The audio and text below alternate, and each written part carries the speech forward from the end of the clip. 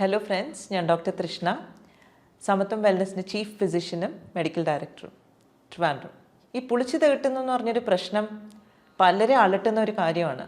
Food കഴിക്കുന്നതിന് മുമ്പിലുള്ള ഒരു ബുദ്ധിമുട്ട്, കഴിച്ചു കഴിഞ്ഞാലും പ്രശ്നം.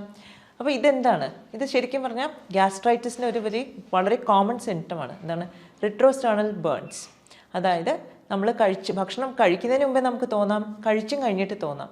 രണ്ടവസ്ഥയിലും നമുക്ക് നെഞ്ചെരിച്ചിൽ പോലെ വരാം. അപ്പം ഇത് സാധാരണ നമ്മൾ കാണുന്നത് എപ്പോഴാണ്? സ്പൈസി ഫുഡൊക്കെ കഴിക്കുമ്പോഴാണ് കണ്ടുവരുന്നെങ്കിലും ചില ആൾക്കാർക്ക് ഈവൻ ഫ്രൂട്ട്സ് കഴിക്കുമ്പോൾ പോലും വരുന്നതായിട്ട് കാണുന്നുണ്ട്. ഗ്യാസ്ട്രൈറ്റിസ് എന്ന് പറയുന്നൊരു കണ്ടീഷൻ എന്താണ് ആക്ച്വലി? അത് നമ്മുടെ വയറിനകത്ത് ഉള്ള ഇൻഫ്ലമേഷനാണ്. ആസിഡിറ്റിയും ഗ്യാസ്ട്രൈറ്റിസും സെയിം ആണ്. ആസിഡിറ്റി എന്ന് പറയുന്നത് ആസിഡ് സെക്രീഷൻ കൂടുന്നുണ്ട്. അപ്പോൾ അതുകൊണ്ട് ചിലപ്പോൾ നമുക്കൊരു അതിൻ്റെ ഒരു സിംറ്റമായിട്ട് പുളിച്ചു തികിട്ടലോ അല്ലെങ്കിൽ എന്താ പറയുക, ഒരു റിട്രോസ്റ്റേണൽ ബേൺസ്, നമുക്ക് നെഞ്ചെരിച്ചിലായിട്ട് വരാം. പക്ഷേ GERD, gastro oesophageal reflux disease എന്ന് പറയുന്നത് നമ്മുടെ ഈ ഗ്യാസ്ട്രിക് സെക്രീഷൻ തികിട്ടി നമ്മുടെ ഈസോഫേഗസിൽ വരികയും അതുകൊണ്ട് വളരെയധികം അസ്വസ്ഥതയും ഉണ്ടാകുന്നൊരു കണ്ടീഷനാണ്. ഇത് എന്തുകൊണ്ടുണ്ടാകുന്നു? രണ്ട് കാര്യങ്ങൾ ഇവിടെ സംഭവിക്കാം. ഒന്ന്, നമ്മുടെ സ്ഫിങ്ക്റ്റർ മസിൽസ്, അതായത് ഈസോഫേഗസിനെയും സ്റ്റമക്കിൻ്റെ ഇടയ്ക്കുള്ളൊരു മസിലുണ്ട്, അതിൻ്റെ ഫങ്ഷൻ നോർമലായിട്ട് നടക്കുന്നില്ലെങ്കിൽ ഇത് പുളിച്ച് തികട്ടി വരാം. പിന്നെ ചില ആൾക്കാർക്കെങ്കിലും ഒരു സ്വഭാവമുണ്ട്, ഭക്ഷണം കഴിച്ചു കഴിഞ്ഞാൽ ഉടനെ മലന്ന് കിടക്കും. അത് ഒട്ടും പറ്റില്ല. കാരണം മലന്ന് കിടക്കുമ്പോൾ നാച്ചുറലി ഈ മസിൽസ് റിലാക്സ്ഡ് ആവും, പുളിച്ച് അല്ലെങ്കിൽ തികട്ടി വരാനുള്ള ചാൻസസ് കൂടുതലാണ്. അപ്പം ഗ്യാസ്ട്രൈറ്റിസിന് നമുക്ക് വീട്ടിൽ ചെയ്യാൻ പറ്റുന്ന കാര്യങ്ങൾ എന്താണ്? ഫസ്റ്റ് തിങ് തന്നെ ഈ പറഞ്ഞ കണക്ക് നമ്മൾ വയറ് കഴിക്കുമ്പം നമ്മൾ വയറ് നിറച്ച് കഴിക്കണ്ട. നമ്മളൊരു ഹാഫ് ക്വാണ്ടിറ്റി, അതായത് നമ്മുടെ വയറ് പകുതി നിറയുന്നവരെ കഴിക്കുക. പിന്നെ ഒരു 1/4 നമ്മൾ വെള്ളത്തിന് വേണ്ടി സ്പേസ് ഇടുക. ഒരു 1/4 നമ്മൾ കാറ്റ്, അതായത് ഈ ഫുഡിൻ്റെ ഡൈജഷൻ നടക്കാൻ വേണ്ടിയിട്ട് കുറച്ച് സ്പേസ് ഇടുക. അപ്പം സാധാരണ നമുക്ക് എന്താ പറ്റും, നമ്മൾ വയറ് നിറച്ച് കഴിച്ചാലും നമുക്കൊരു സെറ്റൈറ്റി ഫീലിംഗ്, നമ്മൾ കഴിച്ചു എന്നൊരു ഫീലിംഗ് വരുള്ളൂ. അത് നമ്മുടെ ഒരു ടെൻഡൻസിയാണ്. കാരണം ഈ വയറെന്ന് പറയുന്നൊരു മസ്കുലർ ഓർഗനാണ്, ഒരു ഷേപ്പ് മസ്കുലർ ഓർഗൻ. അപ്പോൾ അത് എത്ര വികസിക്കാൻ പറ്റുന്നോ അതിന് വികസിക്കാൻ പറ്റും. പക്ഷെ നമുക്ക് വേണ്ടത് എന്താണ്? ഇത് വികസിപ്പിക്കുക എന്നുള്ളതാണ്. ഇതിൽ ആവശ്യത്തിന് നിറഞ്ഞാൽ മതി. ഡൈജഷൻ പ്രോപ്പറായിട്ട് നടക്കണം എന്നുള്ളതാണ്. നമ്മൾ കഴിക്കുന്ന ഭക്ഷണം അത്യാവശ്യം ഈ നമ്മുടെ ആസിഡിൻ്റെ കൂട്ടത്തിൽ മിക്സായി അതിലെ ഡൈജഷൻ പ്രോപ്പറായിട്ട് നടക്കണം. മാക്രോ ന്യൂട്രിയൻസ്, അതായത് കാർബോഹൈഡ്രേറ്റ് ആയിക്കോട്ടെ, ഫാറ്റ് ആയിക്കോട്ടെ, പ്രോട്ടീൻ ആയിക്കോട്ടെ, ഇതെല്ലാം ഡൈജസ്റ്റ് ചെയ്ത് നമുക്ക് ശരീരത്തിലേക്ക് വലിച്ചെടുക്കാൻ സാധിക്കണം എന്നുള്ളതാണ്. അപ്പം ഗ്യാസ്ട്രൈറ്റിസിൻ്റെ ഈ പറഞ്ഞ കണക്ക് നമ്മുടെ ഒരു പോസ്ചർ നമുക്ക് ഇമ്പോർട്ടൻ്റ് കാര്യം. ചില ആൾക്കാരുണ്ട് ഫുഡ് കഴിച്ച ഉടനെ മുമ്പോട്ട് കുനിയുന്നത്. ഇതിൻ്റെ ഒന്നും ആവശ്യമില്ല. പണ്ടത്തെ ആൾക്കാരൊക്കെ ഓർമ്മയില്ല, ഉച്ചയ്ക്ക് ഊണ് കഴിഞ്ഞാൽ കാലൊക്കെ നീട്ടി ചാരി കസേരയിലിരിക്കും. അപ്പം മലന്ന് കിടക്കണ്ട നമുക്ക്, പക്ഷേ ചാരിയൊക്കെ ഒന്ന് റിലാക്സ് ചെയ്യുന്നതുകൊണ്ട് കുഴപ്പമില്ല. സെക്കൻഡ് തിങ് നമുക്ക് ചെയ്യാൻ പറ്റുന്നതെന്ന് വെച്ചാൽ, ഈ ആസിഡിറ്റി ഉള്ള ആൾക്കാർക്ക് സാധാരണ 2 സിറ്റുവേഷൻ നടക്കാം. ഒന്ന്, വിശപ്പുള്ളപ്പോഴായിരിക്കും നമുക്കൊരു ഡിസ്കംഫർട്ട്, ചിലപ്പോൾ വയറുവേദന വരും. അല്ലെങ്കിൽ ഭക്ഷണം കഴിച്ചു കഴിഞ്ഞിട്ട് വയറുവേദന വരാം. യൂഷ്വലി ഭക്ഷണം, അതായത് എംപ്റ്റി സ്റ്റമക്കിൽ വയറിൽ ഭക്ഷണം ഇല്ലാത്തൊരു സമയത്ത് വയറുവേദന വരുന്നത് മിക്കവാറും ഗ്യാസ്ട്രിക് അൾസറിൻ്റെ ഒരു ലക്ഷണമാണ്. അപ്പം കുറേ കാലമായിട്ട് ആസിഡിറ്റി നിന്നിട്ട് ഗ്യാസ്ട്രൈറ്റിസ് ഉണ്ടായിട്ട് അവിടെ അൾസർ, ഒരു മുറിവുണ്ടാകുന്നതാണ് വയറിനകത്ത്, പ്രത്യേകിച്ചും താഴ്ഭാഗത്ത് മുറിവുണ്ടാകുന്നതാണ് ഗ്യാസ്ട്രിക് അൾസർ. ഇനി ഭക്ഷണം കഴിച്ചു കഴിഞ്ഞിട്ടാണ് നമുക്ക് വേദന വരുന്നതെങ്കിൽ മോസ്റ്റ് ലൈക്ലി അത് ഡിയോഡിനൽ അൾസറാണ്, നമ്മുടെ ചെറുകുടലിൽ വരുന്ന അൾസറാണ്. ഇത് രണ്ടും ആസിഡ് സെക്രീഷൻ്റെ ഒരു ഇഫക്റ്റ് കൊണ്ട് തന്നെയാണ്. അപ്പം ആസിഡ് സെക്രീഷൻ എങ്ങനെയാണ് കൂടുന്നത്?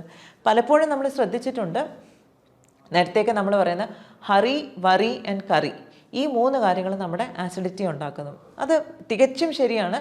പെട്ടെന്ന് ധൃതി പിടിച്ചുള്ള ഒരു ഭക്ഷണം കഴിപ്പ്, അല്ലെങ്കിൽ ധൃതി പിടിച്ചുള്ള ഒരു ആറ്റിറ്റ്യൂഡ്, പിന്നെ അനാവശ്യമായിട്ടുള്ള ടെൻഷൻ അടിക്കുന്ന ഒരാൾ, എപ്പോഴും വറീഡാണ്, അത് കുഴപ്പമാവോ, ഇത് കുഴപ്പം, വെരി ആങ്ഷ്യസ് പേഴ്സൺ, പിന്നെ വളരെ സ്പൈസി ഫുഡ്, ഇതെല്ലാം ഗ്യാസ്ട്രിക് സെക്രീഷൻ കൂട്ടാൻ സാധ്യതയുള്ളതാണ്.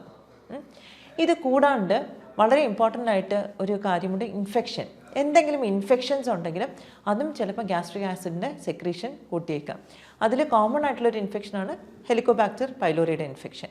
അപ്പം ഒരു ബാക്ടീരിയൽ ഇൻഫെക്ഷനോ ഒരു വൈറൽ ഇൻഫെക്ഷനോ അല്ലെങ്കിൽ ഈ പറഞ്ഞ കണക്കുള്ള കുറച്ച് കാര്യങ്ങളോ ഉണ്ടെങ്കിൽ നമുക്ക് ആസിഡ് സെക്രീഷൻ ആവശ്യത്തിലും അധികം ഉണ്ടാകാം.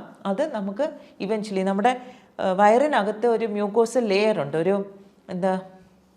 നമുക്ക് വയറിൻ്റെ കോശങ്ങളെ ഡിസ്ട്രോയ് ചെയ്യാത്ത രീതിയിലൊരു നല്ല ലൈനിങ് ഉണ്ട്. അതിൻ്റെ സെക്രീഷൻ കുറയുകയും അത് തകരാറിലാവുകയും ഈ ആസിഡ് കൂടുതലും സെൽസിനിടയിലേക്ക് പോയി അവിടെ ഒരു മുറിവ് അൾസറൊക്കെ ഫോം ചെയ്യാൻ സാധ്യതയുണ്ട്. അപ്പം ഇതിൽ നമ്മൾ ഏറ്റവും കൂടുതൽ ശ്രദ്ധിക്കേണ്ട കാര്യം എന്ന് വെച്ചാൽ ലോങ് ടേം ഗ്യാസ്ട്രൈറ്റിസ് ഉള്ളവർക്ക് അൾസർ വരാനും അത് പിന്നീട് ഒരു ക്യാൻസർ സ്റ്റമക്ക് കാർസിനോമയിലേക്ക് പോകാനുള്ള ചാൻസസ് ഉണ്ട്. ഇതൊരു മുറിവാണ്. ആ മുറിവ് ഉണങ്ങാതെ അത് കൂടുതൽ ഡാമേജ് വന്ന് അത് ഒരു ക്യാൻസറസ് ആയിട്ട് മാറാനുള്ള സാധ്യതയുണ്ട്. അതുകൊണ്ട് തന്നെ it's very important that we correct this problem. അപ്പോൾ ഗ്യാസ്ട്രൈറ്റിസ് നമുക്ക് എങ്ങനെ കറക്റ്റ് ചെയ്യാം? ഇപ്പോൾ അൾസറൊക്കെ ആണെങ്കിൽ ഡെഫിനറ്റ്ലി നമുക്കൊരു തണുത്ത പുളിക്കാത്ത തൈരോ അല്ലെങ്കിൽ തണുത്ത പാലൊക്കെ കുടിച്ചു കഴിഞ്ഞാൽ നമുക്ക് ഉടനെ തന്നെ നമുക്കൊരു ഇൻസ്റ്റൻറ്റ് റിലീഫ് കിട്ടും. പക്ഷെ അത് മാത്രം മതിയോ? ഡെഫിനറ്റ്ലി പോരാ.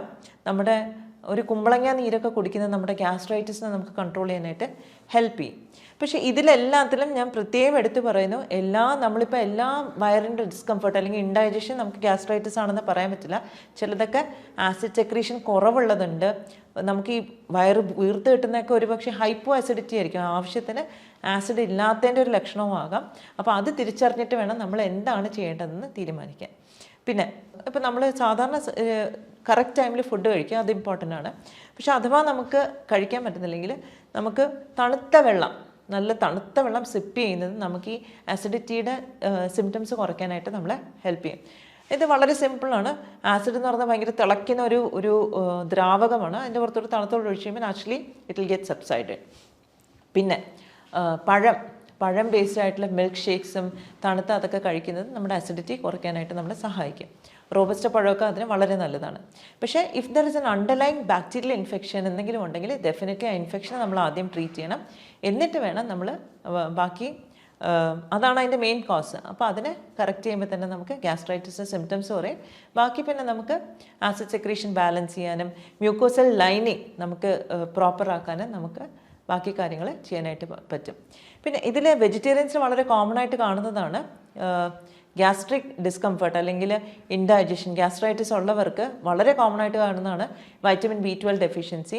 അത് കാരണം നമ്മുടെ വയറിനകത്തുള്ള കോശങ്ങളിൽ നിന്നാണ് ഇൻട്രിൻസിക് ഫാക്ടർ എന്ന് പറഞ്ഞിട്ട് ഒരു കെമിക്കൽ റിലീസ് ആവാം. അതാണ് വൈറ്റമിൻ B12 അബ്സോർബ് ചെയ്യാനായിട്ട് ഹെൽപ്പ് ചെയ്യുന്നത്. പലപ്പോഴും വെജിറ്റേറിയൻസിൽ ഇത് ഡെഫിഷ്യൻ്റ് ആണ്.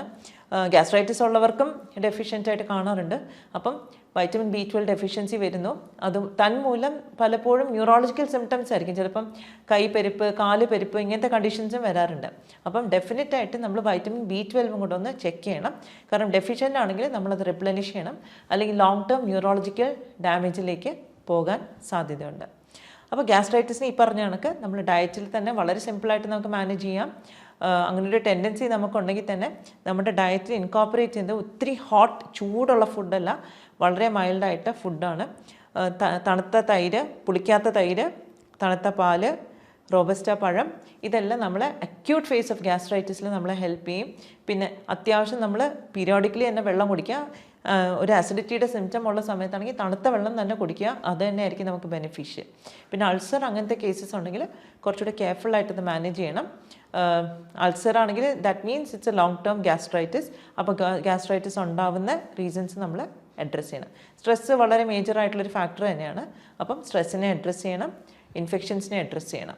അപ്പം ഗ്യാസ്ട്രൈറ്റിസ് ഉള്ളവരെല്ലാം instead of having an antacid, കാരണം ആൻറ്റാസിഡ് എന്ത് വെച്ചാൽ നമ്മൾ ലോങ് ടേം യൂസ് ചെയ്ത് കഴിയുമ്പം നമുക്ക് ഗ്യാസ്ട്രിക് സെക്രീഷൻ നമുക്ക് ആവശ്യമുണ്ട് ഡൈജഷന്. കുറേ നാൾ ആൻറ്റാസിഡ് യൂസ് ചെയ്ത് കഴിയുമ്പോൾ ഗ്യാസ്ട്രിക് സെക്രീഷനല്ല, നമ്മുടെ ഡൈജഷനെ അത് ബാധിക്കുന്നു. നമ്മൾ ന്യൂട്രീഷണൽ ഡെഫിഷ്യൻസിയിലേക്ക് പോകും. നമുക്കത് വേണ്ട. നാച്ചുറലായിട്ട് കുറച്ച് ആൻറ്റാസിഡ്സ് ഒക്കെ നമുക്ക് വേണമെങ്കിൽ യൂസ് ചെയ്യാം, ലൈക്ക് കുമ്പളങ്ങയോ എന്തെങ്കിലും. പക്ഷേ അതൊക്കെ ഒരു ഷോർട്ട് ടേം പീരീഡിന്. ലോങ് ടേം ആയിട്ട് എന്തുകൊണ്ടാണ് നമ്മൾ ഈ ഗ്യാസ്ട്രൈറ്റിസ് ഉണ്ടാകുന്നത് നമ്മളത് ക്ലിയർ ചെയ്ത് പോകുന്നതായിരിക്കും എപ്പോഴും നല്ലത്. So I hope this was informative for you. എന്തെങ്കിലും സംശയം ഉണ്ടെങ്കിൽ please do respond. We will get in touch with you. Thank you.